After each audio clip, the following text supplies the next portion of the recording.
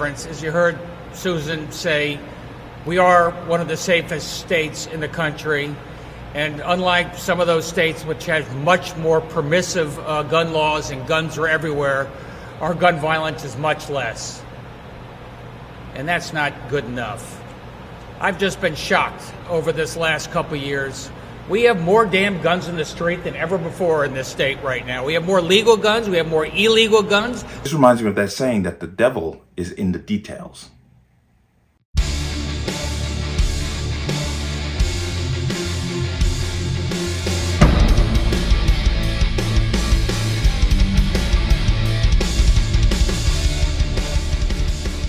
Welcome to another installment of the Connecticut Gun Bench. Today's video is brought to you by P.A.N. Firearms, LLC. P.A.N. Firearms for your NRA certification and multifaceted gun training. You can reach us at 203-300-6343 or use our website at www.panfirearmsllc.com. As always, there'll be a link in the description box below. And let's talk about this. If you remember, I think it was actually yesterday, I made a video concerning Governor Lamont and his administration and their new push for gun control in 2023. And that was a very brief overview of what he was talking about. Now I've been given more information, and I want to definitely get this to you because like I said, the devil is in the details. I'm going to go ahead and jump right in. This thing has been set out in sections, and the first section is urban crime. Carry restrictions. Generally ban open carry of firearms in public, concealed carry okay, and prohibit carrying firearms in bars, which, if I'm not mistaken, I thought was already against the law, but require reporting on enforcement to detect any racial profiling. Bulk purchasing. Allow only one gun purchase per month per person to discourage straw purchases. This is one of the interesting ones. Large capacity magazines.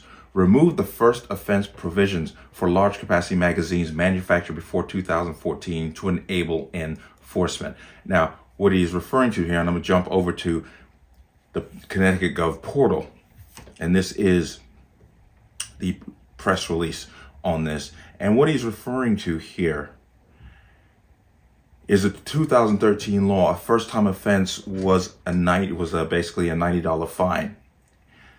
The next offense was a Class D felony with a $5,000 fine. What he wants to do is remove the first offense.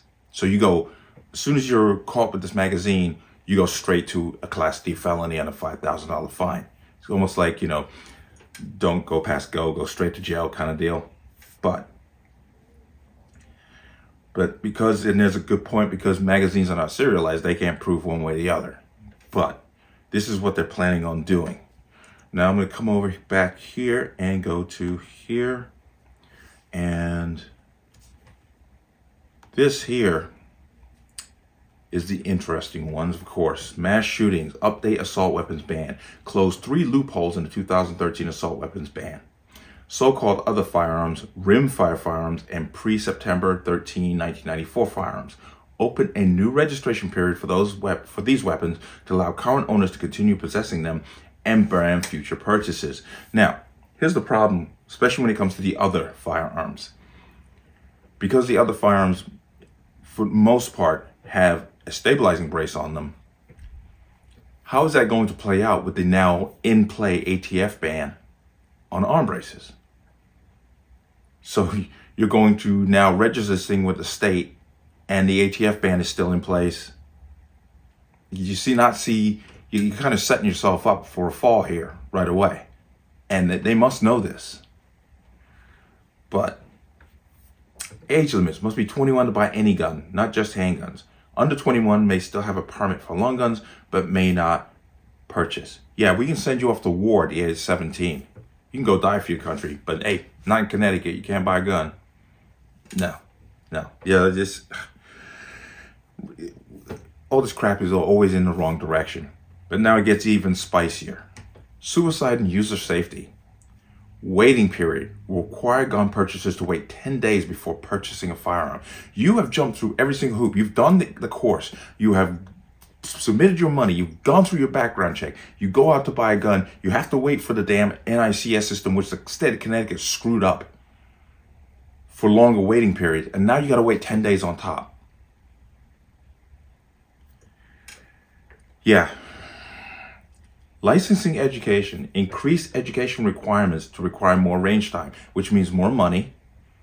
So your instruction is now going to cost more. And they say matching New York. This is where it gets really nasty. Remove automatic certification for NRA courses and include a state certified session on state law. Okay. Yeah, can't you not see the problem already? As you can tell, I'm an NRA certified instructor. I would put the person through the NRA course, which the state said was okay at the time. And now they have to go back and go through another course and more range time. If you remember when New York did theirs, they basically, well, they haven't done it yet, but they're working on it. I did a video on it that they want to ban the NRA course as acceptable training. Is that where we're heading with this? This is really worrisome.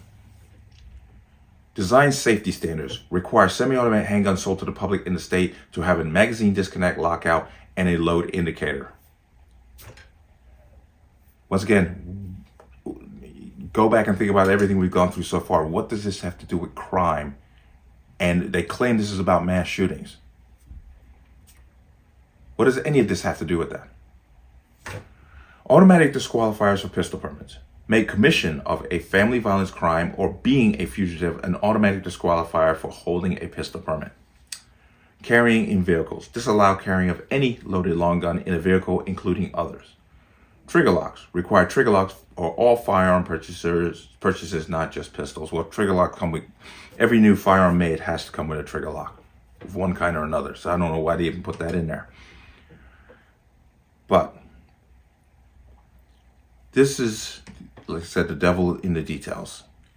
They claim that this is all about the rise in mass shootings. You know, once again, we just keep missing the mark. And I know it's ignorantly done on purpose. It's purposeful. It's not. There's nothing here that's going to prevent a mass shooting. Because let's just, and this is the game that they're playing. They pass all this, all of it.